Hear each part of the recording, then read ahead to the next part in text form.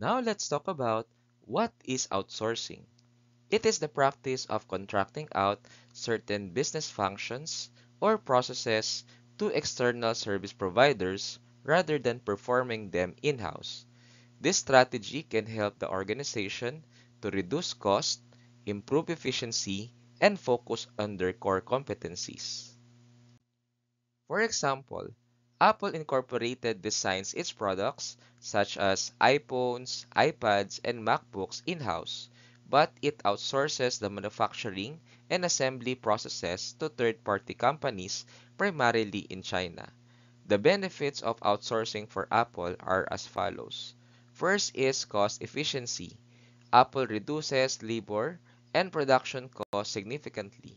Second is they can focus on core competencies such as concentrating on design, innovation, marketing, and customer service. And third is scalability.